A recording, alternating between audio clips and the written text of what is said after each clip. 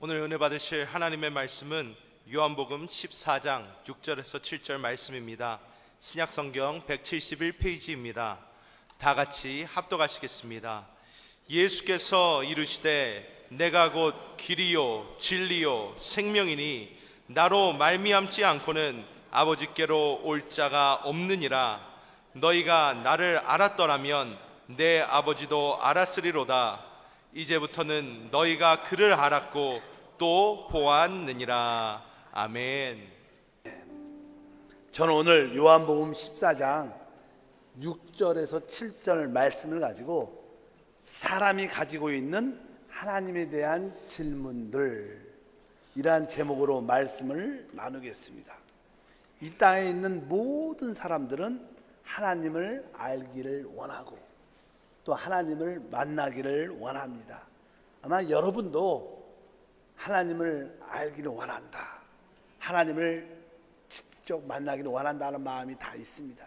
특별히 인생의 큰 문제와 질병 가운데 있을 때는 이런 마음이 더 크죠. 그래서 큰 문제와 질병 가운데 있을 때 우리 마음속 깊은 곳에서 하나님, 혹시 하나님이 살아계시면 나를 만나 주시옵소서, 나에게 역사해 주시옵소서, 그렇게 부르짖은 또 우리 마음에 늘 마음이 있습니다. 사람이 신앙이 있든 신앙이 없든 사람들은 항상 이런 마음을 가지고 있습니다. 특별히 모든 사람들에게는 하나님에 대해서 몇 가지 질문, 특별히 하나님이 어디 계신가, 어디 계신가, 또 한편적으로 하나님은 언제 나를 도와주시는가, 또 하나님은 지금 어떠한 일을 하고 계시는가, 이러한 질문이 끊임없이 있다는 것입니다. 하나님에 대해서 알려면 하나님의 계시는 오직 성경 말씀밖에 없습니다. 하나님은 하나님 자신을 바로 성경 하나님 말씀에 우리에게 보여주셨습니다. 그래서 우리가 하나님을 알고 만나려면 성경을 통해서 하나님을 발견하고 실제로 그분을 체험해야 될 줄을 믿습니다. 요한복음 5장 39절에서 40절 말씀을 읽어보니까 너희가 성경에서 영생을 얻는 줄 생각하고 성경을 연구하거니와 이 성경이 곧 내게 대하여 증언하는 것이라.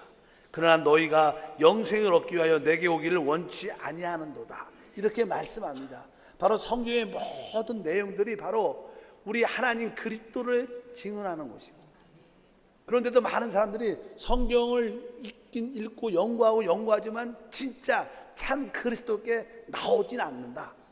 이것은 또 어떤 의미에서 성경 지식을 아는 것이 꼭 하나님을 만나는 것은 아니다, 이런 뜻을 가지고 있습니다. 어쩌든지 성경을 떠나서는 참 하나님을 알 수 없습니다. 여러분들이 오늘 말씀의 계시를 통하여 하나님이 어디에 계신가, 하나님이 언제 나를 만나 주시는가, 하나님이 어떻게 역사하신가를 분명히 깨달으면 여러분 인생에 새로운 도전과 희망과 축복이 충만할 줄 믿습니다. 그럼 첫 번째로 하나님은 어디에 계시고 어떻게 만날 수 있는가. 원래 하나님께서 성경에 보면 하나님이 천지를 창조하셨습니다.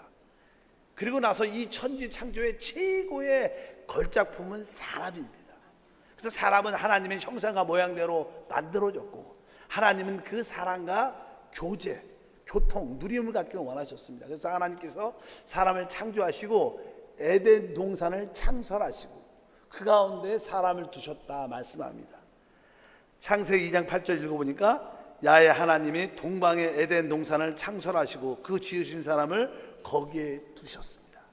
그래서 첫 번째 사람 아담과 하와는 바로 그 에덴의 동산에서 하나님을 만나고 하나님을 누리고 하나님과 교제했던 것을 알 수 있습니다.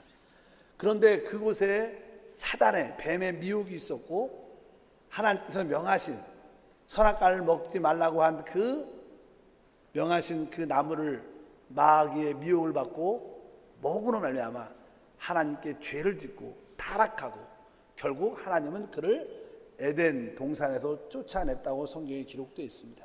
이제 에덴 동산에서 하나님을 만났던 그 아담과 하와가 이제 그 동산에서 쫓겨나서 어떻게 하나님을 만났을까? 성경에 보면은 이제 사람에게는 다 죄가 있고 하나님을 만나기 위해서는 그 죄의 문제가 해결돼야 됩니다. 그래서 사람은 항상 재물을, 짐승을 잡아 하나님께 제단을 쌓음으로 말미암아 하나님을 만났다는 말씀이 기록되어 있습니다. 아담의 아들이었던 아벨은 이렇게 고백하죠. 창세기 4장 4절에 보면 아벨은 자기의 양의 첫 새끼와 그 기름으로 드렸더니 야훼께서 아벨과 그의 제물을 받으셨다. 그러니까 아벨은 오늘 말씀해 보니까 양의 첫 새끼와 기름을 드렸더니 야훼께서 아벨과 그의 제물을 받으셨다는 것은 그를 만나 주셨다는 것입니다. 그래서 이제 에덴 동산에서 쫓겨난 사람들은 제물을 제단에 드릴 때마다 하나님을 만날 수 있는 그런 은혜와 축복을 얻게 됐습니다. 그래서 두 번째 하나님을 만나는 길은 제단을 통해서 만났습니다. 그래서 아브라함의 믿음의 조상도 하나님이 나타나실 때마다, 하나님을 만날 때마다 항상 제단을 쌓았더라, 이런 말씀이 기록되어 있어요.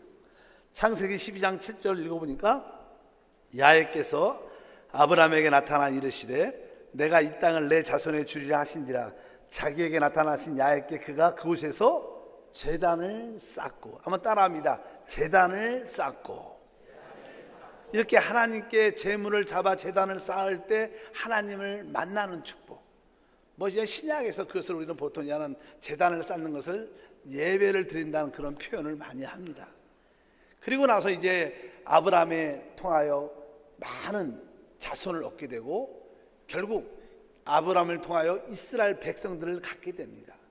그들은 이스라엘 백성들은 애굽에 430년 종살이하고 하나님 모세를 선택하여 아브라함의 후손이었던 이스라엘 백성들을 애굽에서 출애굽을 시키게 됐죠.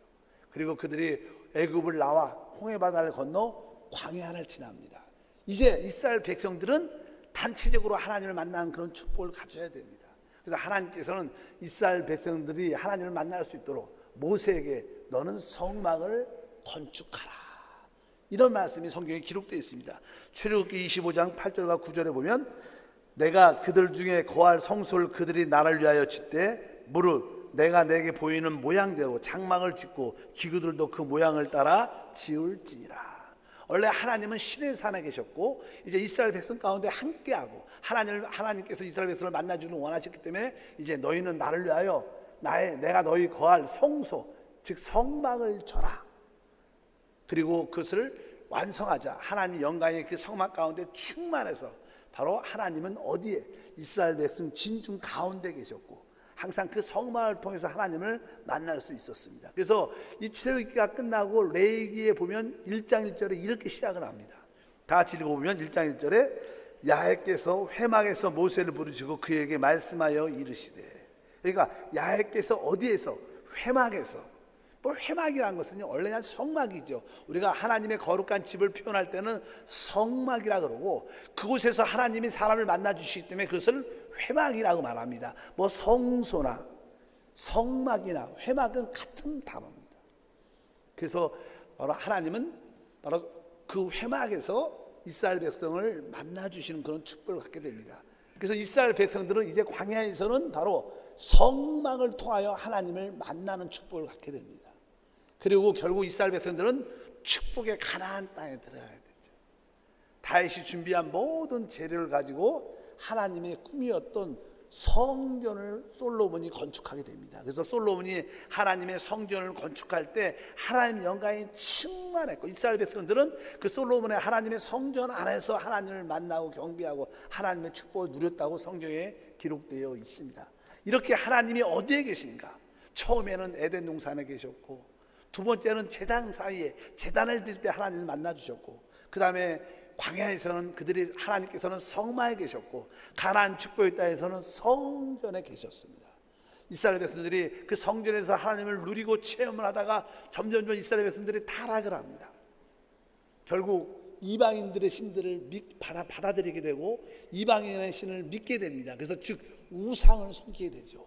결국 하나님께서 참다 견딜 수 없어서 결국 하나님의 그 성전을 떠납니다. 그래서 에스겔이 환상 가운데 하나님의 영광이 그 성전을 떠나는 그런 구름을 보고 마음에 큰 애통감을 느끼는 그런 말씀이 기록되어 있습니다. 그래서 결국 바로 하나님의 영광이 이 성전을 떠나게 됐죠.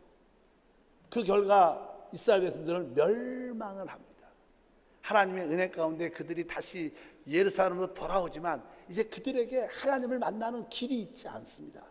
그렇게 오랜 시간이 600년 동안 흘러 지나가게 됩니다.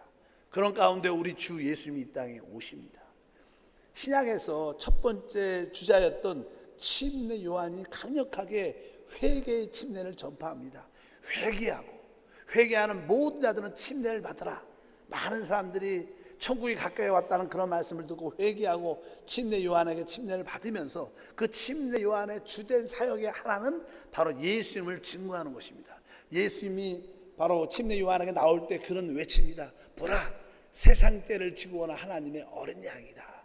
그뿐만 아니라 나는 너희에게 물로 침례를 주지만 저분은 바로 너희에게 불과 성령으로 침례를 줄 것이다. 바로 그분이 누구라는 것입니까? 바로 주 예수님이 바로 하나님이시고 바로 그분이 바로 우리의 그리스도이신 줄 믿습니다. 그래서 바로 그 하나님이 어디에 계시는가?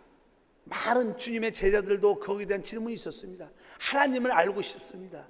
하나님을 보고 싶습니다. 이렇게 질문할 때 바로 예수님께서 오늘 본문의 말씀을 말씀하셨습니다. 다시 한번 요한복음 14장 6절과 7절에 말씀합니다. 예수께서 이르시되 내가 곧 길이요 진리요 생명이니 나로 말미암지 않고 아버지께 올 자가 없느니라. 너희가 나를 알았다라면 내 아버지를 알았으리로다. 이제부터 너희가 그를 알았고 또 보았느니라. 이것은 무슨 뜻입니까? 바로 우리 주 예수님께서 바로 하나님이시고 그분이 바로 주님이라고 분명히 말씀하는 줄 믿습니다. 그러니까 이런 이야기를 제자들에게 해도 제자들이 깨닫지 못하죠. 그러니까 빌립이라는 제자가 주여 아버지를 우리에게 보여주십시오. 왜? 주님이 말씀했거든요. 나는 곧 길이요 진리요 생명이다. 나로 말미암아 아버지께 올 자가 없다. 이런 말씀을 하니까 그러면 빌립김이 아버지를 보여주시옵소서 이렇게 말하니까 우리 주님께서 거기에 대답을 하십니다. 9절부터 11절까지 다 같이 한번 읽어보면 예수께서 이르시되 빌립아 내가 이렇게 오래 너희와 함께 있을 때 내가 나를 알지 못하느냐? 나를 본 자는 아버지를 보았거늘 어찌하여 아버지를 보이려 하느냐? 내가 아버지 안에 거하고 아버지는 내 안에 계신 것을 내가 믿지 아니하느냐? 내가 너에게 이르는 말은 스스로 하는 것이 아니라 아버지께서 내 안에 계셔서 그의 일을 하시는 것이라. 내가 아버지 안에 거하고 아버지께서 내 안에 계심을 믿으라. 그렇지 못하였거든 행하는 그 일로 말미암아 나를 믿으라. 이 말씀은 바로 아버지가 바로 우리 주 예수 그리스도 안에 계시다는 겁니다. 사실 그분이 하나님 우리의 주님이신 줄 믿습니다. 원래 하나님께서 어디에 계시냐? 바로 오늘 신약의 말씀에 보면 바로 주 예수님 안에 계시다는 거예요. 여러분 우리가 믿는 하나님이 어디에 계십니까? 여러분 거기에 답이 분명해야 됩니다. 우리가 믿는 그 하나님은 바로 주 예수 안에 계십니다. 여러분 우리 하나님이 어디에 계십니까? 우리 하나님의 주소는 바로 주 예수 그리스도십니다. 그분이 예수 안에 계시고 오늘 말씀에 아버지가 내 안에 내가 아버지 안에 있다. 이것을 주님께서 말씀하십니다. 그러나 우리 주 예수님은 알다시피 십자가에서 우리를 위하여 죽으셨죠. 그리고 그분은 부활하셨고 하늘로 승천하셨습니다. 이제 그분이 어디에 계십니까? 거기에 대한 질문이 있었습니다. 그럴 때 우리 주님께서 다시 한번 분명하게 거기에 대한 대답을 우리에게 주십니다. 그 말씀이 16절부터 20절까지 기록되어 있습니다. 다 같이 한번 읽어보겠습니다. 내가 아버지께 구하겠으니 또 그가 다른 보혜사를 너희에게 주사 영원토록 너희와 함께 있게 하리니 그는 진리의 영이라. 세상은 너희 그를 받지 못하나니 이는 그를 보지도 못하고 알지도 못함이라. 그러나 너희는 그를 아나니 그는 너희와 함께 거하시며 또 너희 속에 계시겠음이라. 내가 너희를 고와 같이 버려두지 아니하고 너희에게 오리라. 조금 있으면 세상은 다시 나를 보지 못할 것이로되 너희는 나를 보리니 이는 내가 살아있고 너희도 살아있겠음이라. 그날에 내가 아버지 안에 너희가 내 안에 내가 너희 안에 있는 것을 너희가 알리라. 이 10절에 그날에는 예수님께서 부활하고 승천하시고 이제 우리에게 성령을 보내주신 그날을 말합니다.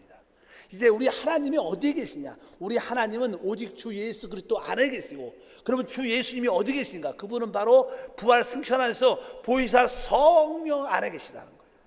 누구든지 주 예수를 믿으면 성령을 영접하게 됩니다. 성령이 우리 가운데 부어지게 됩니다. 바로 하나님은 지금 어디에 계신가? 바로 예수 안에 계시고, 예수는 성령 안에 계시고, 성령은 바로 믿는 우리 안에 계시는 것입니다. 믿지 않는 자들 안에는 성령이 계시지 않기 때문에 너희 태양 사람들은 나를 다시 보지 못한다고 말하지만 이제 믿는 너희는 나를 볼 것이다. 내가 너희 안에 살아있기 때문이다. 바로 우리 주 예수님, 우리 하나님이 어디 계시는가? 그분은 성령으로 우리 안에 계시다. 여러분이 신앙생활할 때 여기에 대한 확신이 분명해야 됩니다. 우리 하나님이 어디에 계시는가? 하늘에 계십니다. 그것은 틀린 말이 아니지만 그것은 정확한 말도 아닙니다. 우리 하나님은 셋째 하늘 보좌에도 계시지만 성령으로 내 안에 계십니다. 이런 확신을 가지고 있을 때 여러분들은 어떠한 고난과 환난과 역경 가운데 있을 때 이길 수 있는 신과 능력을 체험하게 될 줄 믿습니다. 그래서 승리한 사도 바울도 무엇 때문에 승리했습니까? 내 안에 하나님의 계심을 확신했기 때문에. 그는 어떠한 것도 이기고 승리로 역사된 줄 믿습니다. 오늘 우리에게 늘 있는 첫 번째 질문, 하나님은 어디에 계시는가? 바로 여러분들은 대답할 수 있어야 됩니다. 바로 하나님은 성령으로 내 안에 계십니다. 이러한 확신과 믿음이 넘치는 주님을 축복합니다. 실제로 하나님은 주 예수 안에 계시고, 주 예수는 죽음과 부활과 승천을 통하여 보혜사 성령 우리 가운데 부어졌기 때문에 바로 하나님은 성령으로 우리 안에 계십니다. 이제 여러분 안에 계신 그 하나님께서 여러분을 한권적으로 붙잡아 주시고 여러분 삶을 윤택하고 승리로 변화시킬 줄 믿습니다.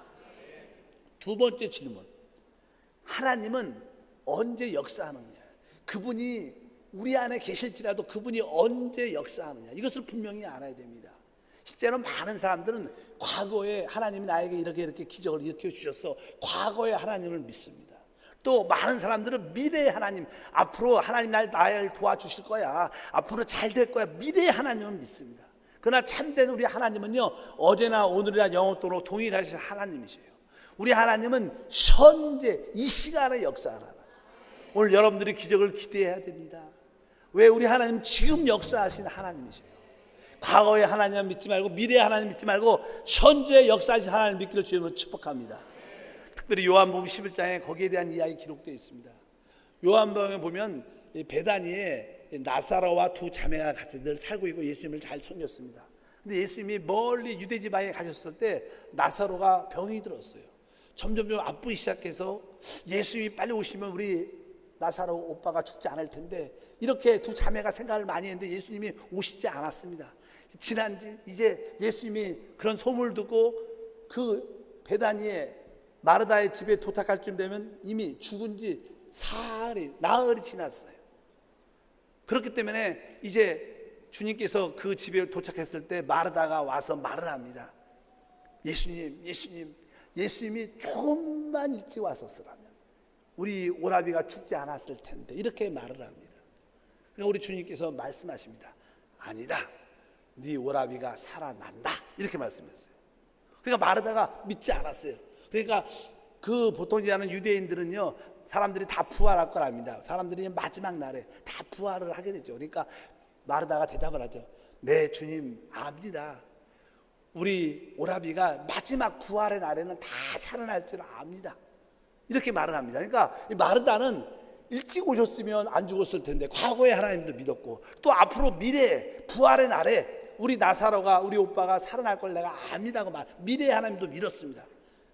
그러니까 예수님께서 그의 신앙을 정정 교정해 주십니다. 우리 요한복음 11장에 보면 이렇게 말씀하십니다. 25절과 26절 읽어보면 예수께서 이르시되 나는 부활이요 생명이, 나를 믿는 자는 죽어도 살겠고 무릇 살아서 나를 믿는 자는 영원히 죽지 않으니 이것을 내가 믿느냐. 우리 주님께서 말씀합니다. 나는 부활이요 생명이다. 나를 믿는 자는 죽어도 살아난다는 거예요. 살아서 믿는 자는 영원히 죽지 아니할 것이다. 이 뜻은 다른 뜻이 아닙니다. 네 오라비가 지금 살아난다는 뜻입니다. 여러분, 참된 신앙은요, 과거의 하나님을 믿는 것도 아니고 미래의 기적을 일으켜줄 하나님을 믿는 것도 아니라, 참된 신앙은 지금 나에게 기적을 일으켜 주신다, 지금 나의 기도를 응답해 주신다. 그것이 참된 믿음인 줄 믿습니다. 그래서 빌립보서 2장 13절에 말씀합니다. 사도 바울은 너희 안에서 행하시는 이는 하나님이시니 자기의 기쁘신 뜻을 위하여 너희에게 소원을 두고 행하게 하시니, 하나님이 성령으로 우리 안에 계시고 우리 안에서 역사한다는 거예요.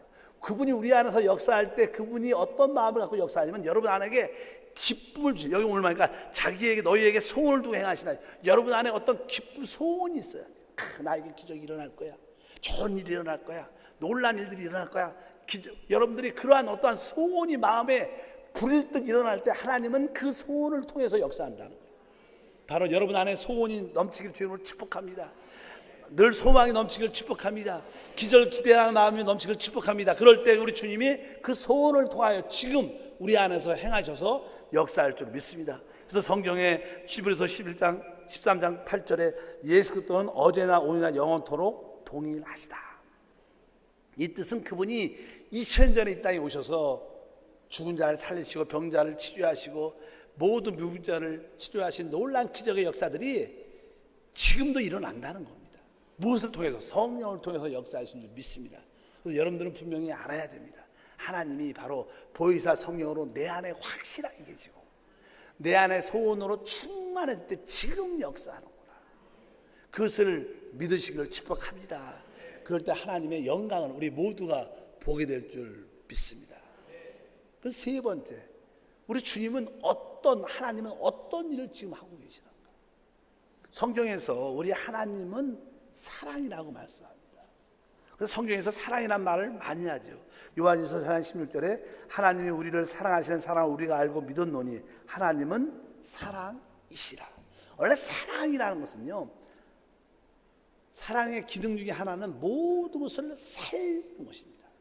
여러분들이 어떠한 상황 가운데 있을지라, 사망의 음침한 골짜기 있고 질병 가운데 있고 연약 가운데 있고 가난 가운데 있을지라도 하나님은 그것의 환경을 살리십니다. 마귀의 역사는 우리 인생을 도둑질하고 죽이고 멸망시키는 일을 하지만 우리 주님은 우리를 살리고 회복하는 그러한 놀라운 일들을 행하실 줄 믿습니다. 우리 주님께서 공생의 생애를 시작하실 때 첫 번째 기적이 무엇인지 아십니까? 첫 번째 기적, 우리 교회 학교에서 많이 부르는 그런 찬양 중에 하나가 물이 변하여 포도주가 됐네. 이것이 주님이 첫 번째 기적을 행하신 거예요. 성경은 거기에 대해서 이렇게 말씀합니다. 요한복음 2장 11절에 예수께서 이 첫 표적을 갈릴리 가나에서 행하여 그 영광을 나타내심에 제자들이 그를 믿으니라. 이 첫 표적을, 첫 기적을 갈릴리 가나, 알다시피 결혼잔치에 초청을 받았는데 그 결혼잔치 중에 포도주가 떨어졌습니다. 주님께서 종들에게 그 항아리에 물을 가득 채워라, 물로 가득 찬 속에 항아리에 있는 물을 갖다 줘라. 그래서 연회장의 종들이 수종에서 그걸 갖다 줬더니 그들이 마시는 그 순간 포도주가 됐다는, 물이 변화해 포도주가 됐다는. 여기서 말하는 물은요, 아까 우리 말씀드린 것처럼 침례 요한이 물로 침례를 주지 않습니까? 물에 우리가 잠겨진다는 것을 죽는다는 뜻을 의미합니다. 그러니까 이 죽음을 포도주, 기쁨, 생명으로 바꾼다는 거예요. 우리 주님의 모든 하시는 일의 원칙은요, 사망을 생명으로 변화시키는 것이 하나님의 일이에요. 믿으시면 아멘. 그러니까 하나님을 만나면 사람들이 살아나고 회복되는 일이에요. 여러분들이 건강이 없다, 몸이 약하다, 하나님을 만나면 건강해지는 거예요. 회복되는 거예요. 여러분들이 가난과 부족함으로 늘 있을 때 하나님을 만나면 그것이 부요함과 넘침으로 채워져요. 여러분 마음에 늘 불안과 초조가 있다, 하나님을 만나면 여러분 안에 기쁨과 자유함으로, 담대함으로 넘치는 그런 역사가 일어난다. 우리 주님이 하시는 일은 이 땅에서 무엇인가? 첫 번째, 그분은 사랑으로 모든 것을 살리고 회복하는 일이시다. 그것이 하나님의 일입니다. 오늘 여러분들이 하나님의 그 살리는 일을 체험하게 될 줄 믿습니다. 그래서 성경 요한일서 4장 9절을 읽어보니까 하나님의 사랑이 우리에게 이렇게 나타난 바 되었으니 하나님이 자기의 독생자를 세상에 보내시면 그로 말미암아 우리를 살리려 하심이라. 한번 따라합니다. 살리려 하심이라. 누구를? 우리를 살리려 하십니다. 하나님을 만나는 오늘 모든 사람들은 모든 환경에서, 모든 심령에서 다시 한번 살아나는 역사가 함께할 줄 믿습니다. 하나님은 그런 일을 하셔요. 우리를 살리고 회복하는 일을 하시고, 또 그분은요, 한편적으로 우리를 살리고 회복하지만 또 종종 우리를 징계도 하십니다. 징계라는 말은 별로 좋아하지 않아요. 근데 성경에 보면은 하나님은 우리를 사랑하시기 때문에 우리를 종종 잘못된 길로 갈 때 징계한다는 표현을 말씀합니다. 우리도 우리 자녀를 키울 때 자녀들이 좀 잘못되고 공부도 하지 않고 잘못된 길로 갈 때 우리는 사랑의 매를 듭니다. 사랑하니까 징계를 할 수밖에 없는 거예요. 그의 미래를 위해서라도. 바로 성경은 그런 징계에 대한 말씀이 기록되어 있습니다. 성경은 거기서 자세히 기록합니다. 히브리서 12장 5절과 8절을 읽어보니까 내 아들아 주의 징계하심을 경히 여기지 말며 그에게 꾸지람을 받을 때 낙심하지 말라. 주께서 그 사랑하신 자를 징계하시고 그가 받아들이는 아들마다 채찍질하심이라 하였으니 너희가 참으면 징계를 받기 위함이라. 하나님이 아들과 같이 너희를 대우하시나니 어찌 아버지가 징계하지 않는 아들이 있으리요. 징계는 다 받는 것이거늘 너희에게 없으면 사생자요 친아들이 아니니라. 여러분도 주 예수를 믿고 종종 잘못된 길로 또 어둠의 길로 갈 때 하나님이 종종 여러분에게 징계를 할 때 우리에게는 그것이 고난과 아픔이겠지만 사실 그것은 하나님의 사랑의 표현인 줄 믿습니다. 여러분들이 잘못된 길을 가고 있는데도 징계가 없고 모든 일이 잘 되고 있다면 여러분들은 진짜 하나님의 아들이라 여러분들은 하나님께 버림받은 자녀가 될 수밖에 없어요. 진짜 하나님의 아들이라면 하나님이 징계할 수밖에 없다. 그래서 그분은 종종 우리를 징계하기 때문에 혹시 여러분에게 징계가 다가와도 낙심하지 말고 포기하지 말고 결국 그 징계는 우리를 더 큰 축복으로 변화시키는 역사를 이끌어내신 줄 믿습니다.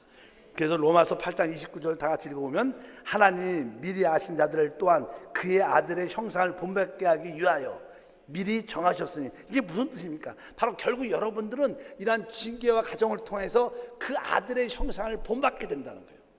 하나님께서 우리를 부르신 목적이 무엇인지 아십니까? 단 한마디로 바로 하나님의 영광에 참여하는 것입니다. 여러분들을 결국 이 땅에서 구원시키고 변화시키고 여러분을 새롭게 하여 그리스도의 형상을 담게 해서 하나님의 영광을 갖게 하는 것입니다. 믿으시면 크게 아멘. 그래서 우리의 미래는 보장되어 있습니다. 이 땅에는 다 우리가 훈련받는 그런 기간입니다. 이 땅에서 우리가 80년, 100년을 이 땅에서 살겠지만 이 땅에서 가장 핵심적인 것은 우리가 하나님의 아들로 변화되는 가정 가운데 있어요. 여러분도 보십시오. 작년보다 올해가 훨씬 많이 변화됐어요. 믿으시면 아멘. 종종 우리 성도님들이 저하고 좀 가까운 성도님들이 우리 목사님이 많이 변화됐다 이런 얘기를 종종 하셔요. 그 왜 그런 얘기를 할까? 변화됐다는 것은요 우리 하나님이 나를 사랑한다는 뜻도 포함되어 있고 하나님께서 영광으로 이끌어가는 과정을 역사하시고 있다고 해서 믿어지는 거예요. 마찬가지입니다. 여러분도 작년보다 올해 더 변화됐어요. 올해보다 내년은 더 많이 변화될 것입니다. 이 변화는 우리에게 어떤 고난과 아픔도 포함하겠지만 결국 우리는 하나님의 영광에 참여하는 최고의 축복을 갖게 될 줄 믿습니다. 바로 우리 하나님은 어떠한 일을 하십니까? 여러분의 가지고 있는 죄와 사망을 다 생명으로 살리는 역사를 하고 계시고 또 한편 우리를 하나님의 영광에 참여할 수 있도록 우리를 징기도 하시고 우리를 변화시키시고 참된 그리스도 형상을 담게 만드는 그 일을 행하고 계신다. 그래서 여러분들이 어떠한 환경 가운데 있으라도 두려워하지 말고 담대하게 하나님의 영광을 따라가는 믿음의 사람이 되기를 주의 이름으로 축복합니다. 우리가 인생을 살아갈 때 우리는 이 하나님에 대한 분명한 답을 갖고 있어요. 하나님이 어디에 계시는가? 하나님은 언제 나를 도와주시는가? 하나님은 어떻게 나를 도와주시는가? 어떤 일을 하시는가? 거기에 대한 답이 분명하게 하기를 바랍니다. 제가 질문을 합니다. 여러분 대답하시길 바랍니다. 여러분 하나님이 어디 계십니까? 바로 보혜사 성령으로 바로 우리 안에 확실히 계십니다. 여러분 마음속에 내 안에 성령이 바로 나의 하나님이시다. 성령의 역사는 나는 모두 살 수 있다는 담대함을 가지시기 바랍니다. 그 하나님이 성령이 언제 역사해요? 지금 우리가 믿을 때 역사하는 거예요. 여러분 안에 소원이 충만하고 믿음이 바람이 충만하고 믿음은 바란 것도 실상이기 때문에 기대와 바람과 기적을 창조하는 마음을 갖고 늘 있으면 바로 하나님께서 그 믿음을 통하여 지금 역사하시고 그분의 역사는 모든 사망을 생명으로 결국 여러분들이 하나님의 영광을 갖도록 여러분들을 변화시키는 일을 하나님이 하고 계신다. 결국 우리는 축복받은 하나님의 자녀가 된 줄 믿습니다. 종종 인생의 큰 문제와 질병 가운데 있을 때 이 세 가지 질문에 확신을 가지셔서 어떠한 것도 이겨낼 수 있는 믿음의 사람이 되기를 주님으로 축복합니다. 기도하겠습니다. 하나님 아버지 감사합니다. 많은 사람들은 모든 사람들은 하나님에 대한 질문을 가지고 있습니다. 하나님이 어디에 계신가? 또 하나님은 언제 역사하시는가? 또한 하나님은 어떤 일을 하고 계시는가?